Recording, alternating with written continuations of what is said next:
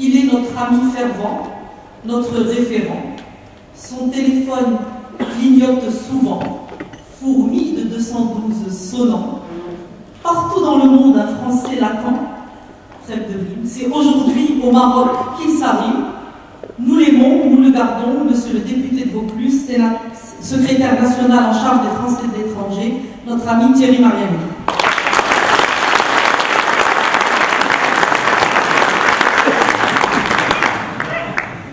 Merci Radija, que tout cela en fait plaisir. Donc à mon tour, je voudrais remercier les principaux acteurs de cette journée. Je sais que certains vont dire que c'est un exercice un peu convenu, mais oui, c'est un exercice sincère parce que franchement, quand on m'a appelé il y a plusieurs mois en me disant on va avoir cette initiative au Maroc où dans la journée on travaillera sur un certain nombre de thèmes préparés à l'avance et une grande partie de nos concitoyens nous rejoindront.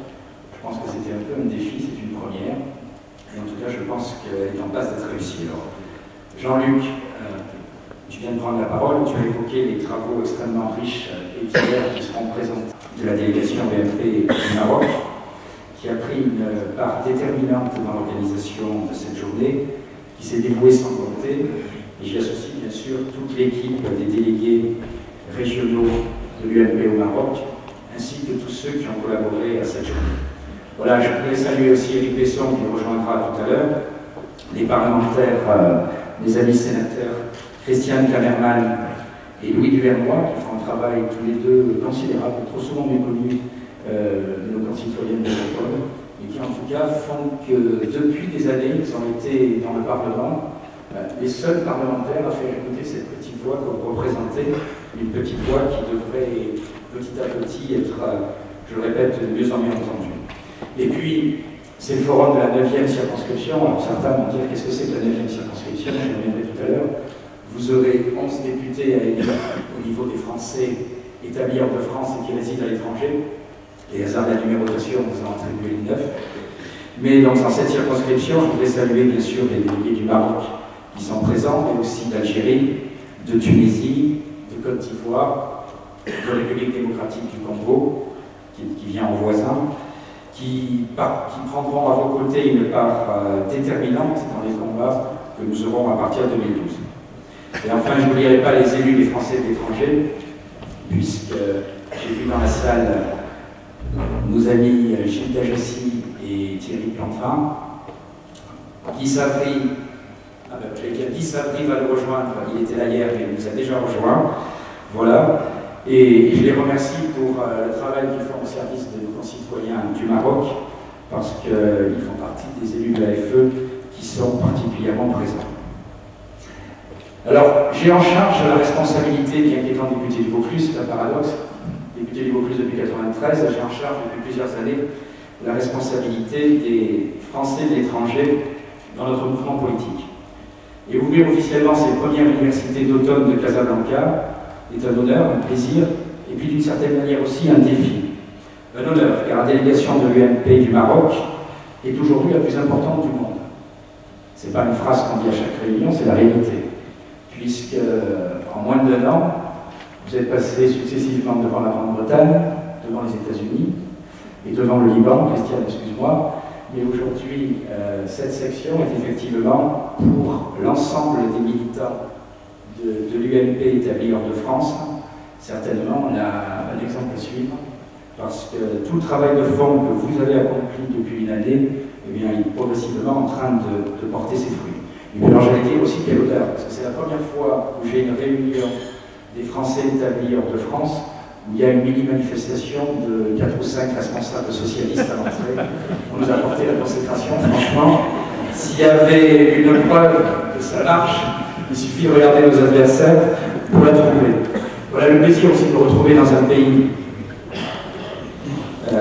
que nous affectionnons particulièrement, qui est l'ami de la France, un pays où nos deux chefs d'État qui s'estiment et qui travaillent, j'allais dire, en toute amitié, essayent de continuer à rapprocher nos deux pays.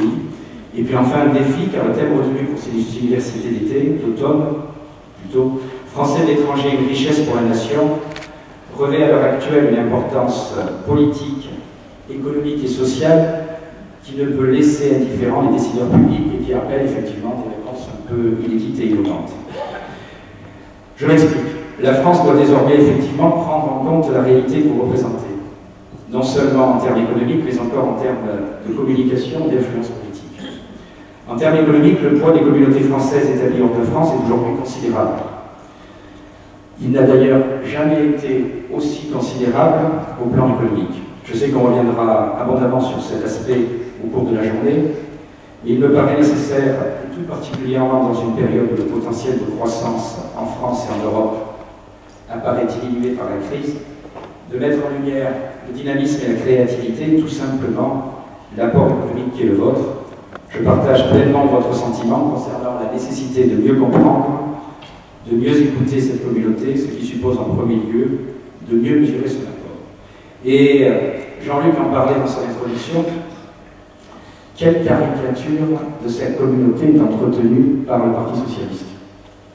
Parce que quand on écoute effectivement les représentants du Parti socialiste, et plus particulièrement à l'Assemblée nationale, je n'ai pas l'honneur de les écouter au Sénat, on s'aperçoit en réalité que cette communauté, ce parti, pardon, ne cesse de présenter la communauté des expatriés comme finalement une communauté qui a quitté son pays pour des raisons d'exil fiscal.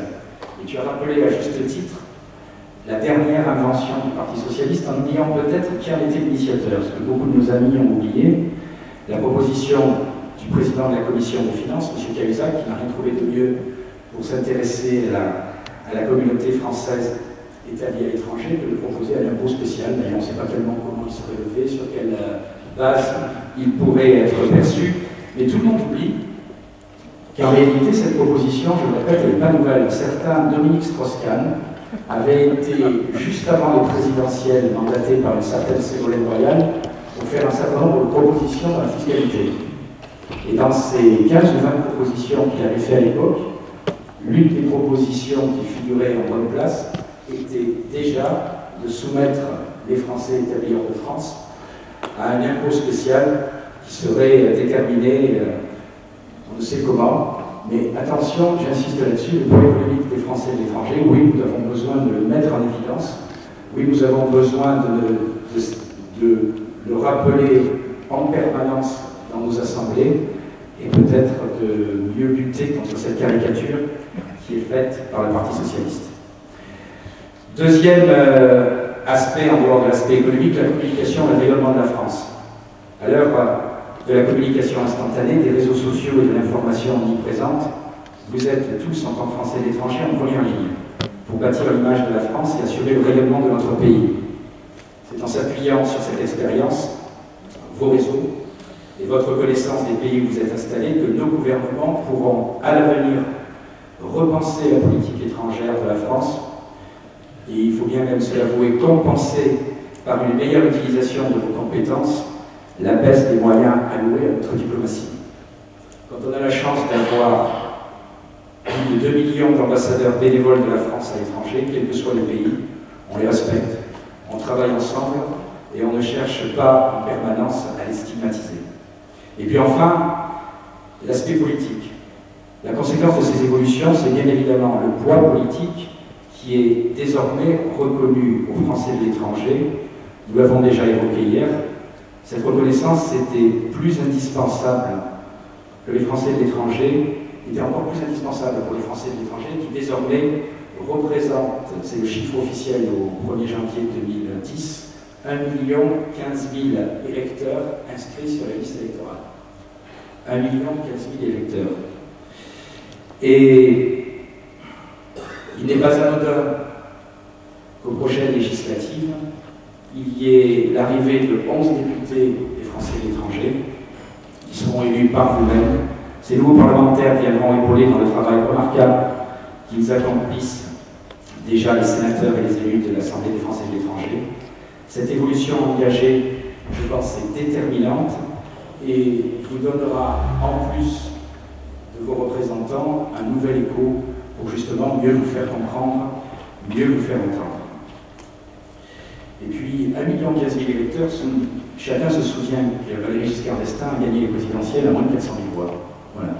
1 15 000 électeurs, personne ne sait quel sera l'écart de voix en en 2012, vous pouvez aussi, si votre mobilisation est importante, faire la différence de l'organisation présidentielle. Je crois que nous pouvons tous nous réjouir de ces évolutions. Elles vont dans le sens d'une meilleure prise en compte de la France, de ses concitoyens établis hors de France. Elles vont dans le sens d'une plus grande reconnaissance du travail que vous accomplissez et de l'influence que vous avez acquise dans les pays où vous avez choisi de vous installer. Et enfin, elles vont dans le sens d'une meilleure diffusion des valeurs que nous défendons tous au sein de l'UMP, puisque dans leur majorité, les Français de l'étranger ont manifesté leur soutien à Nicolas Sarkozy dans les dernières élections présidentielles, et notamment et particulièrement au Maroc. Fidèle au goût d'initiative qui caractérise ses membres, la délégation UMP du Maroc ne s'est pas contentée d'accompagner cette évolution. Vous avez décidé d'anticiper les suivantes et de nourrir ce programme de notre mouvement par une réflexion extrêmement riche portant sur les principaux aspects de la vie des Français de l'étranger. En premier lieu, je voudrais remercier très chaleureusement pour cette contribution à l'œuvre commune, votre section. Je tiens également à vous féliciter pour la qualité des analyses et de la pertinence des propositions que nous découvrirons tout à l'heure dans le livre blanc. Sans vouloir dévoiler les sujets que Jean-Luc Martinet et les responsables des différentes commissions vont aborder au cours de la journée, je tiens à vous faire part de mon sentiment sur ce travail qui a mobilisé de nombreux intervenants pendant l'année qui vient de s'écouler.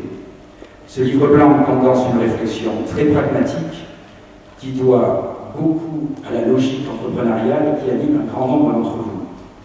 Il répond en même temps à un besoin politique actuel, et puis, comme le rappelait hier Louis Duvernois, il est concret. La scolarisation, chacun sait dans cette salle, c'est aujourd'hui l'un des principaux problèmes pour nos concitoyens établis hors de France. Les assurances sociales, la retraite, la sécurité dans certains pays, et puis aussi les problèmes rencontrés par certains binationaux.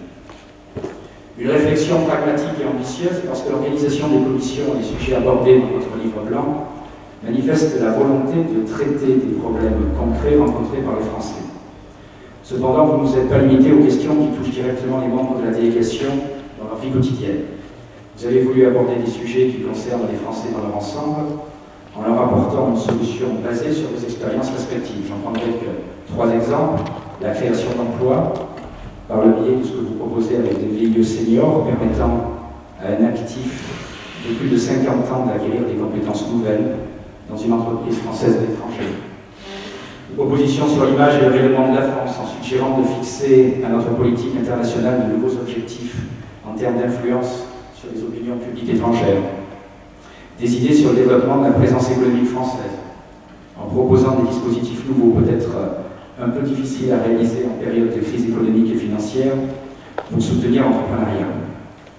Enfin, vous avez apporté ce même esprit de pragmatisme dans votre analyse des grands enjeux diplomatiques auxquels la France est confrontée dans ses relations avec le Maghreb et l'Afrique. Vos suggestions tendant à un renforcement de l'Union pour la Méditerranée s'inscrivent pleinement dans la continuation des grandes initiatives de Nicolas Sarkozy vis-à-vis de nos partenaires de la rive sud de la Méditerranée.